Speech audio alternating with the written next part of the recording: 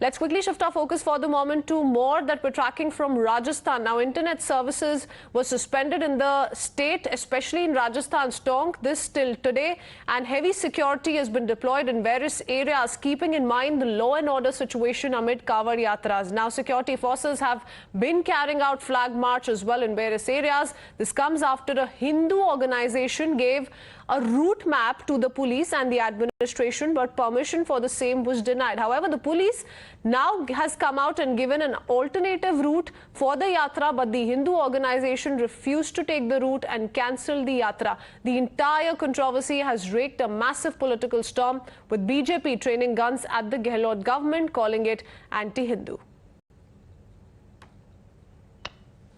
कावड़ यात्रा का मार्ग 2020 में एसडीएम साहब के आदेश से परिवर्तित किया गया था और वो केवल अकेले कावड़ यात्रा का नहीं था बल्कि कुल 4 जुलूसों के मार्ग परिवर्तित किए गए थे, जिनमें हिंदू समुदाय और मुस्लिम समुदाय दोनों की जुलूस शामिल है। इस बात को लेके कुछ लोग असहमत थे और हमारी तरफ से तैयारियाँ पूरी है, बट आज कावड़ यात्रा समिति ने श्रीमान एसडीएम साहब को एक लेटर सौंप के और ये कावड़ यात्रा का आयोजन निरस्त करने की उन्होंने अपनी तरफ से घोषणा की है। को सूचित करने के उपरांत मार्ग निर्धारित करने के बाद कावड़ संघ के द्वारा जो तैयारी की जा रही थी, उस तैयारी के उपरांत एक दिन पहले उनको कहना कि इस मार्ग से आपकी यात्रा नहीं निकल सकती, दूसरा मार्ग परिवर्तित कर लो। अब कावड़ यात्रा आयोजन समिति ने उस यात्रा को ही निरस्त किया, लेकिन एक बात जरूर है कि राजस्थान की सरकार सिर्फ और सिर्फ समुदाय विशेष के लोगों के प्रति स्नेह रखने का काम करती है, बहुजन समाज का अपमान करने का काम करती है। ये तो आने वाला वक्त बताएगा कि जिस तरीके की कार्यशैली आप अपना रहे हो प्रदेश के अंदर, समाजों के अंदर द्वेषता पैदा करने का काम कर रहे हो, ये उचित नहीं है, ये हित नहीं है। समाज विशेष के लोगों की जमानत रात को 12 बजे करवाना, करौली का मुख्य आरोपी मतलूब अभी भी गायब होना, ये इस बात के उदाहरण है कि राजस्थान की सरकार एक वर्ग विशेष के प्रति सौंप रखती है। पिछले कई वर्षों से बिशनपुर महादेव जी से केदारनाथ मंदिर मालपुरा कावड़ यात्रा भक्तों के द्वारा निकाली जाती थी। इस बार भी यात्रा निकालने का 1 तारीख को पूरा प्रोग्राम था। बाकी प्रशासन और सरकार की हठधर्मिता की वजह से जिस रूट से परमानेंट जो स्टेट हाईवे दूदूछाण जो मेन स्टेट हाईवे जिसके ऊपर से निकलते उन्होंने जिद पकड़ ली कि इस हाईवे से हम निकलने नहीं देंगे। इसकी वजह से ये दुर्भाग्यपूर्ण रहा कि हमारी कावड़ यात्रा को स्थगित करनी पड़ी। और जिस तरह से आज पूरे क्षेत्र के अंदर जो भी शिव भक्त सबको निराशा का भाव है, सबकी इच्छा थी कि हम कावड़ यात्रा लेके जल चढ़ाएं।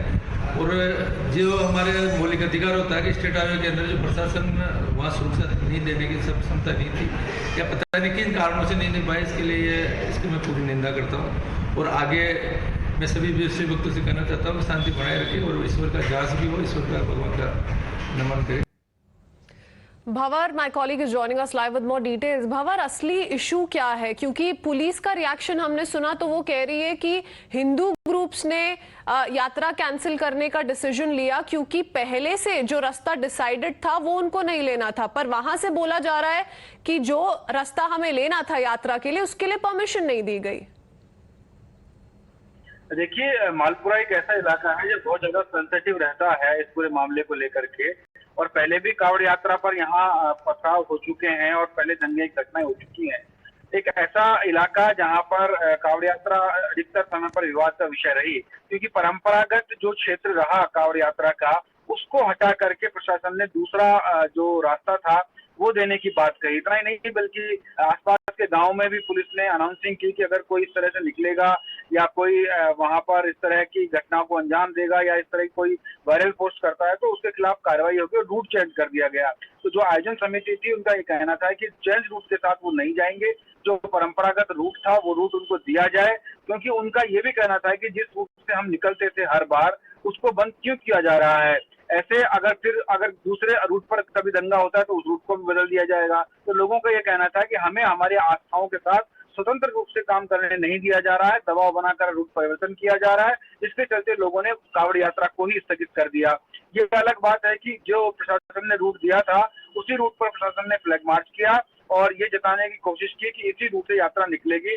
आज यात्रा का निकलना था लेकिन आज यात्रा नहीं निकली है।